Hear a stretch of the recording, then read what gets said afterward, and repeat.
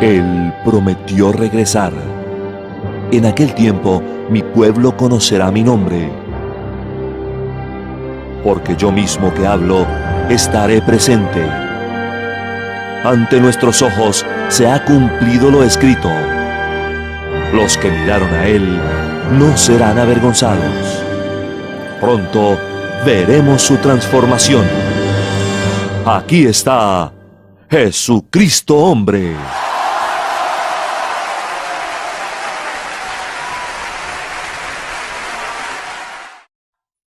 Hechos 20:24 dice: pero de ninguna cosa hago caso. ¿Por qué él tiene que decir que a ninguna cosa hago caso? Que le estaban llegando muchas cosas que llaman la atención y que molestan. Oye, qué administración me dio, mira, pero de ninguna cosa hago caso. Ni estimo preciosa mi vida para mí mismo. Oye, eso es con tal que acabe mi carrera con gozo y el ministerio que recibí del Señor Jesús para dar testimonio del Evangelio de la ley de Moisés.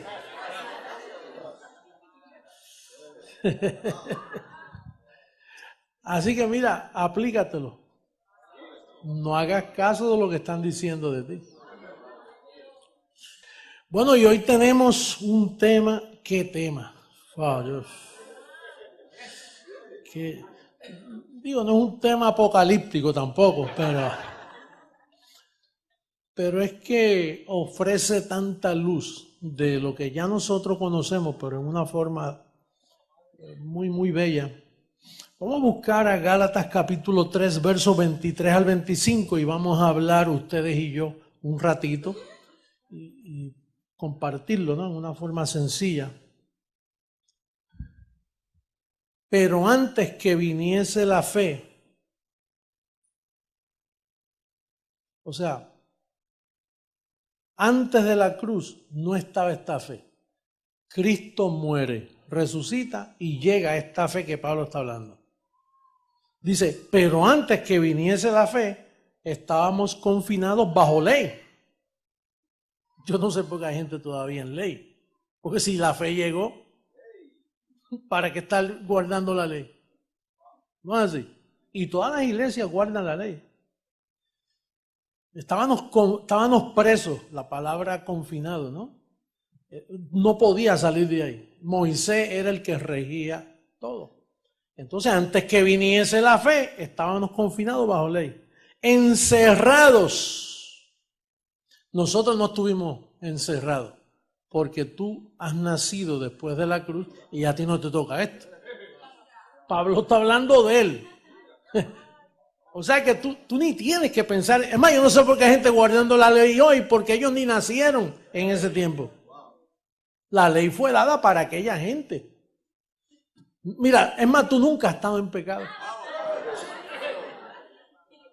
Porque para tú estar en pecado, tiene que haber una ley que diga que tú estás en pecado. Los católicos nos critican diciendo que ellos dicen que no hay pecado. Dicen, hay pecado. Tienen 2000 años de atraso. Porque tú nunca estuviste en pecado. Eso fue una mentira que Roma te vendió y los llamados cristianos de hoy. Nunca estuviste en pecado. Y tú sabes las veces que tú te confesabas con el cura recitando lo que hacía ahí dentro de ese cajón. Tú nunca estuviste en pecado. Para tú estar en pecado tenías que estar bajo la dispensación que te colocaba en pecado. Pero después que Cristo murió, el pecado fue quitado y todos los niños y todos los que nacen salvos si son escogidos. Imagínate el engaño de Roma, qué grande es.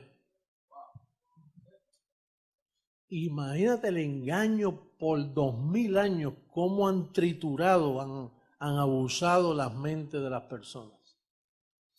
Bueno, pero antes que viniese la fe, lo que había era ley. Llegó la fe. Para llegar a la fe había que quitar la ley, porque no pueden haber dos cosas juntas, porque fe y ley son opuestas. O sea, tú no puedes estar diciendo, hermano, hay que guardar la ley. Por fe, yo la guardo. ¿Cómo que por fe tú la guardas? Dice, no, yo por fe le cumplo a Dios. No, pues si es que si estás en fe, ya tú le cumpliste a Dios. Ahora, ¿de dónde sale esta confusión? Fíjate, vamos a ver el libro a los Hebreos capítulo 11, verso 1 y 2, y concluimos con el verso 6. Fíjate lo que dice. Es pues la fe, la certeza de lo que se espera, la convicción de lo que no se ve. Mira lo que dice. Porque por ella alcanzaron buen testimonio los antiguos. ¿De qué fe estaba hablando? Si la fe no había llegado.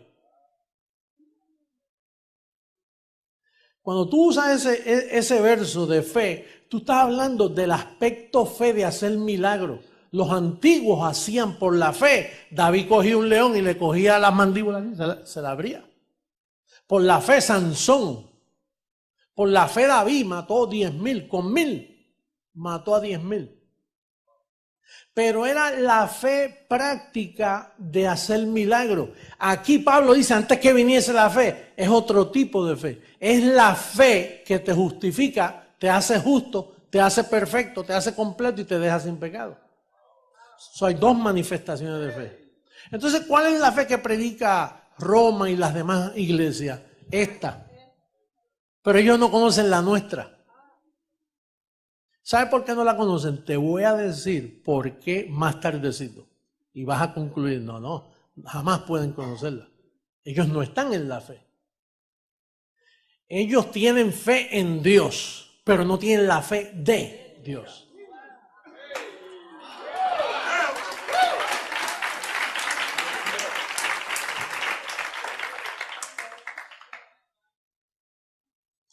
Sí, porque la fe que predicaba Pablo,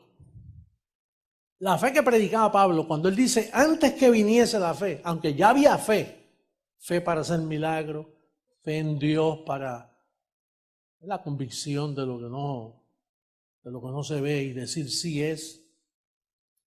Antes que viniese esta fe, el único que la experimentó fue Pablo. Los apóstoles no tenían este tipo de fe. Los 11 apóstoles no eran ni salvos. Nunca fueron salvos. Tú no ves que, fíjate si es así, esta fe es un don que tú no puedes tener poca ni mucho. Ahora, la fe que tenían los apóstoles, ellos decían, aumentanos la fe, porque aquella se puede aumentar, pero esta no, porque esta llega completa.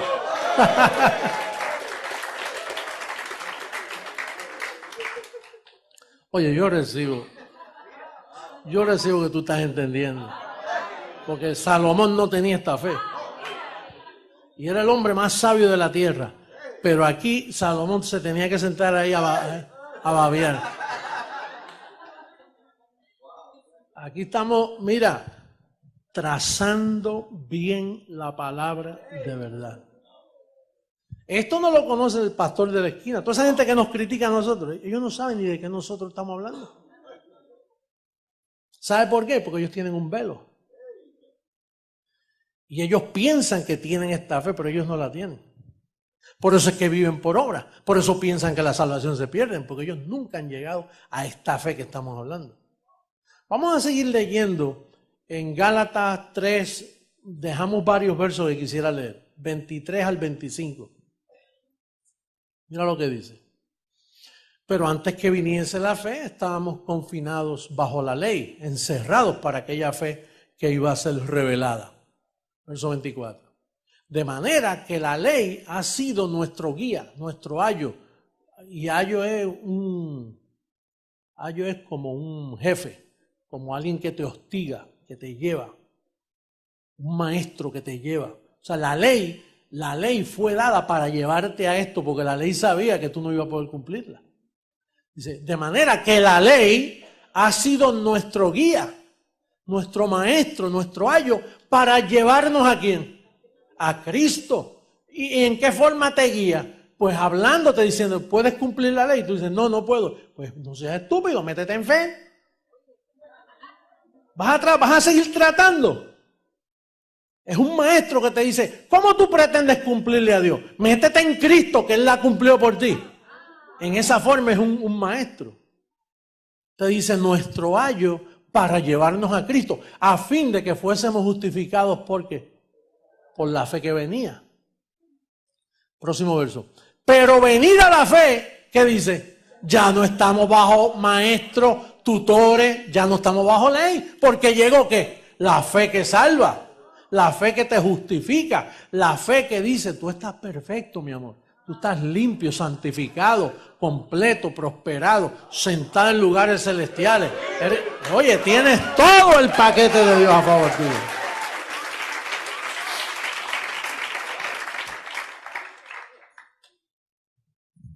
La pregunta es, ¿cómo llegar a esta fe? ¿Cómo? ¿Cómo tú salir de la fe tradicional y llegar a esta fe que venía, que ya llegó, pero que no todo el mundo puede llegar? Porque no es fácil. Mira lo que dice, Romanos 10:17. La pregunta es, ¿cómo llegar a esta fe? Puede haber un oyente por telegracia ahora mismo. Está oyendo,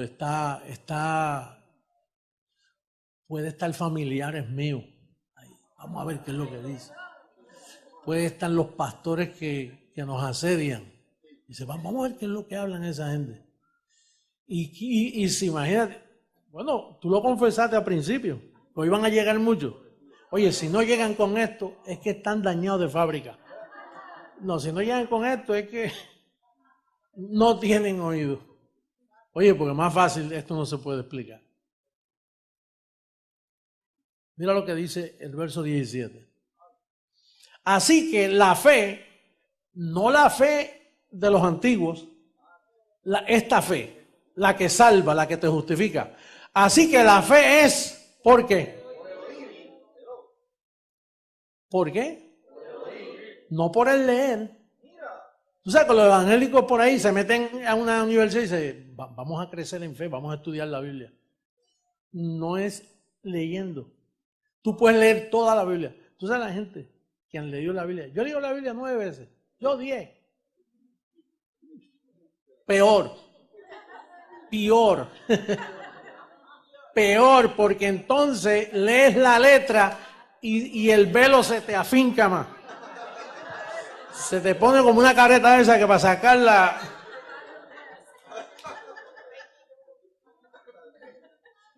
Porque la fe viene, mira. Tienes que doblar toda rodilla. Doblar la rodilla y poner el oído. Pero oye esto. Mira lo que dice Lucas 10:8. 10:8.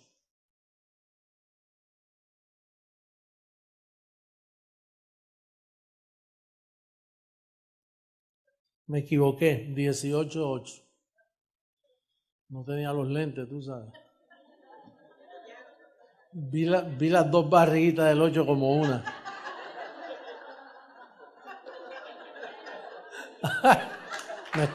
Me estoy haciendo que no necesito lentes.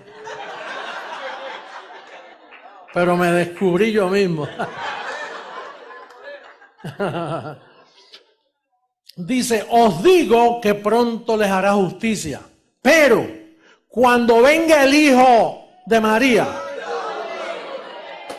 ¿el Hijo de quién?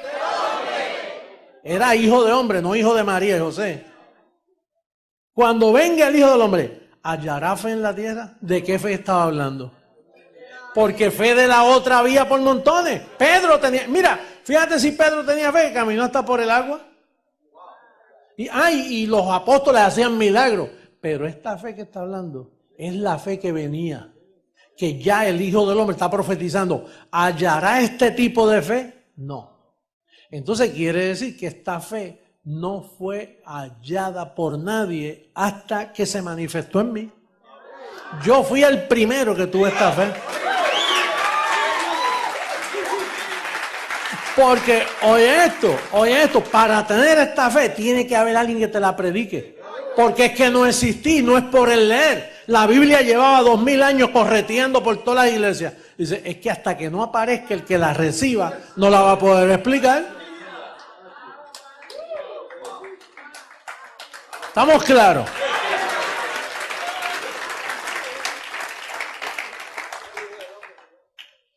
Mira lo que dice ahí mismo en Romanos capítulo 10, creo que es del verso 15 a 14 en adelante. Vamos al 14. ¿Cómo pues invocarán a aquel el cual no han creído? ¿Y cómo creerán en aquel de quien no han oído? ¿Y cómo oirán sin haber quien les predique? Tenía que venir alguien a predicarlo. Pero en 2000 años nadie había predicado este tipo de fe que yo estoy hablando en esta noche. La gente habla de la otra fe, yo había oído también un montón. Es más, hay gente que ni van a la iglesia, yo tengo una fe ciega en el Señor. Y bien ciega que está. Yo creo firmemente que hay un Dios. Todo el mundo cree en Dios. Hasta Satanás, antes de liquidarlo, creía en Dios, pues seguro, si él fue el creador del. No, y tú vas a todas las prisiones y ¿usted cree en Dios? Claro. Más los otros días yo estaba oyendo ahí en un programa en América TV, un tal Benítez que vino de España. Y entonces, Oscar de esa, ¿qué se llama? Oscar Asa le preguntaba, dígame una cosa que usted recomienda. Bueno, yo recomiendo que nadie vaya a la iglesia. Porque, por ejemplo, yo creo firmemente en Dios. Él tenía fe en Dios. No la fe de Dios, pero en Dios él cree. Dice, pero usted recomienda que nadie. Entonces las iglesias, bueno, es que Jesucristo no hizo ninguna de esas iglesias. Y entonces el hombre, pero entonces usted no cree. O sea, no cree que hay que ir a la iglesia, ni cree que son hechas por Dios. Ninguna fue hecha por Dios. La iglesia de Jesucristo no es así. La iglesia de Jesucristo es un gobierno que viene, que ya está, pero que él no lo ha visto. Él estaba hablando de mí sin darse cuenta.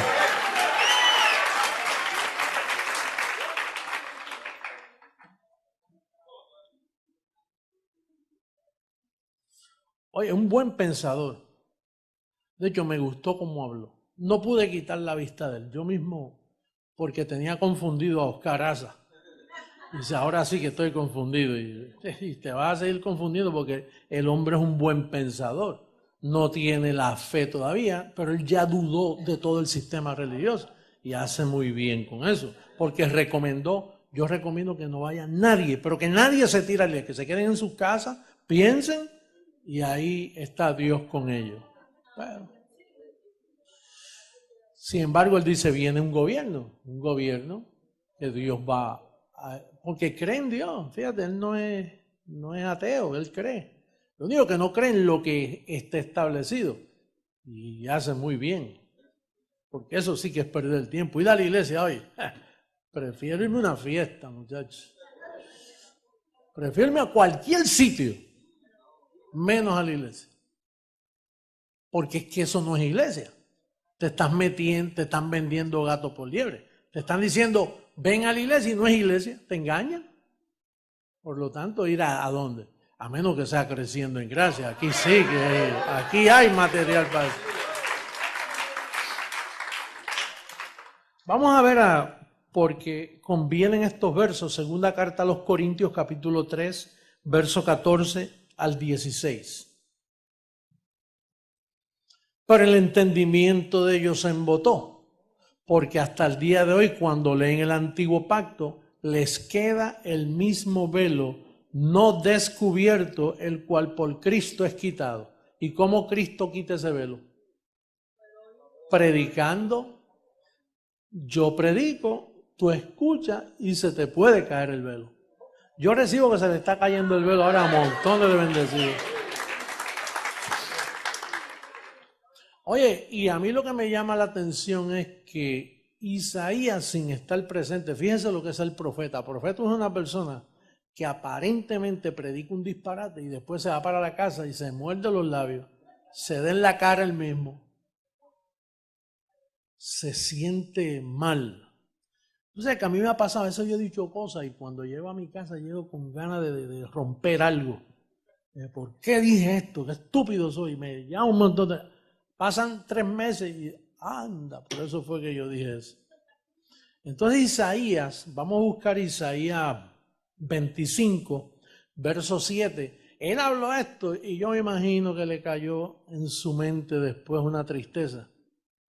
Porque él ya venía profetizando algo que iba a tardar miles de años en cumplirse. Dice el verso 7 de Isaías 25, y destruirá en este monte la cubierta con que están cubiertos todos los pueblos, que es la ley, y el velo que envuelve. Sí, cuando dice el velo que envuelve a todas las naciones, no se podía cumplir en aquel tiempo, porque todas las naciones no se había multiplicado la raza. Pero entonces, ese velo que envuelve a todas las naciones, lo menos que la gente se imagina que es Jesús de Nazaret. ¡Qué espectáculo! Ese es el código Miranda, porque eso nadie lo sabía. O sea, que Jesús de Nazaret es el estorbo, ese es tu estorbo. De hecho, ¿por qué a Pablo se le llamó anticristo? Porque él tocó ese velo. ¿Sabes que a él no le hicieron caso? Él no convenció a nadie. Pablo tocó ese velo. Dijo, para que seáis de otro, del que resucitó. Ahí mismo. Fuera. No se puede escuchar más a este hombre. Y los mismos apóstoles lo liquidaron, le taparon la boca, escribieron cartas después de él para que no creyeran en él. Entonces la razón que yo soy anticristo es porque yo sigo ese patrón que llevaba Pablo, pero yo sí lo estoy logrando quitar el velo. Pablo no pudo quitárselo a nadie. Bueno, ni a uno, dice, todos me abandonaron. Y después de mi partida, se acabó esto, que lo quite otro. El otro lo quitará, porque yo no puedo. Yo le dejo ahí el martillo, las herramientas, los clavos, la dinamita, se lo dejo ahí como fundamento y que después recoja eso y haga algo con eso, a ver si él lo puede quitar. Y lo estamos haciendo. Ahora, fíjate si en el 6.6 hay sabiduría. Que si yo te quito el velo y te activo la fe, la que venía, y tú entras en esa fe, entonces quitarte el velo es decirte, no mires a Jesús de Nazaret, no mires antes de la cruz, porque si miras antes de la cruz, ahí está la ley, ahí está la maldición, ahí está la condenación. Si miras después de la cruz, te ves perfecto, ahí ves perfección, ahí ves la fe que justifica, la fe que salva, la fe que te deja completito, sin faltarte nada. La fe que te dice, no busques más a Dios porque ya lo tienes dentro. ¿Por qué el Espíritu de Dios en el tiempo antes de la cruz de los profetas dice que el Espíritu de Dios venía y se apoderaba una fuerza de Sansón? Venía y se iba. ¿Por qué venía de momento y los hacía profetizar y se iba y los dejaba solitos? El Espíritu de Dios venía sobre ellos y los inspiraba a hablar unas palabras proféticas. Y luego el Espíritu se iba. ¿Por qué? Porque estaban en pecado. Y el Espíritu de Dios no puede morar donde hay pecado. Pero después de la cruz, al quitar el pecado, ahora Él vino para quedarse. Por eso es que la vida de Jesús está en ti. La vida de Cristo está en ti.